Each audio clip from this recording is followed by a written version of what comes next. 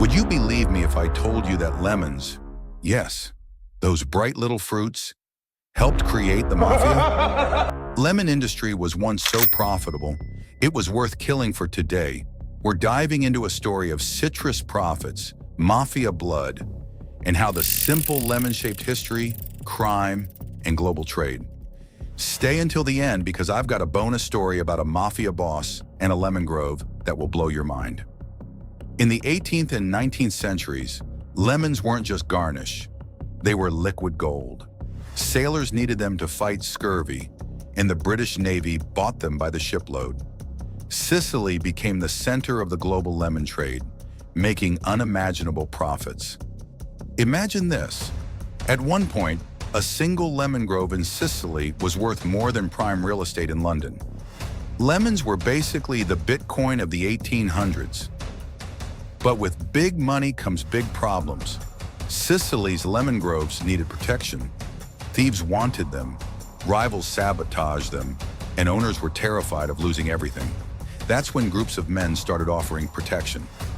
At first, they were hired guards, but soon they realized, why just protect when we can control? And so, the mafia was born, not in casinos, not in bootlegging, but in lemon groves.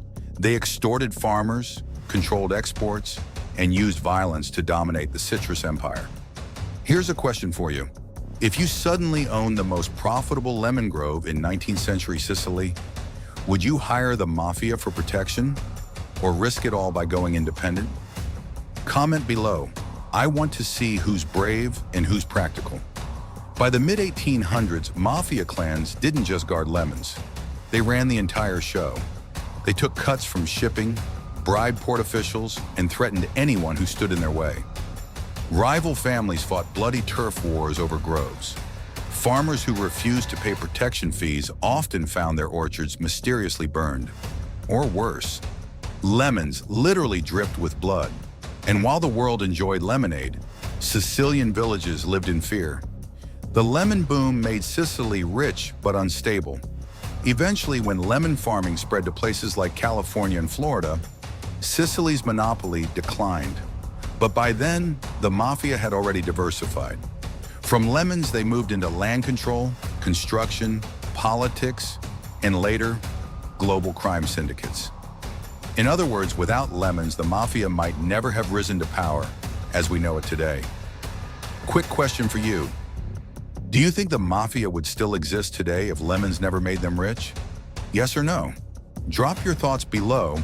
I'll be reading your answers. Amalfi became a ritzy tourist destination. It was the first maritime republic of what is now Italy. Trade was vital, and about 1,000 or so years ago, lemons were imported.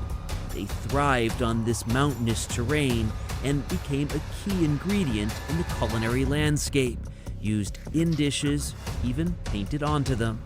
Senti il profumo. Wow, nice. Together with his dad Luigi and son Gianmarco, he farms these steep terraces.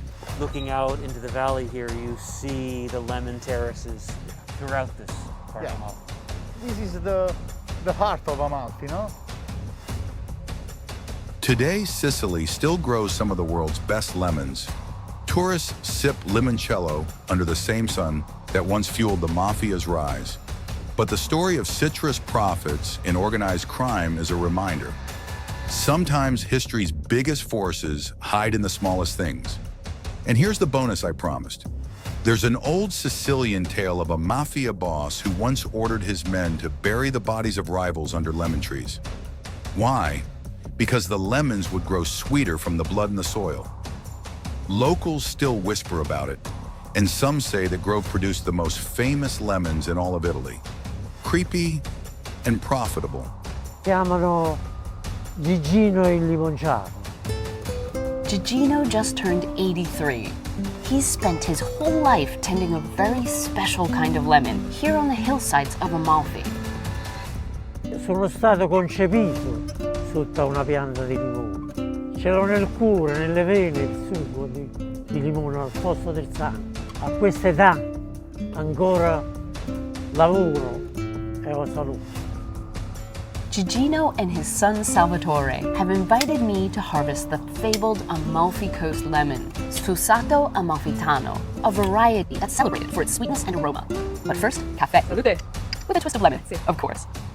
If you enjoyed this story, smash that like button, subscribe for more insane history deep dives, and drop your answers to the questions below. Who knows? Your comment might end up in the next video. This is history like you've never tasted before. See you in the next one.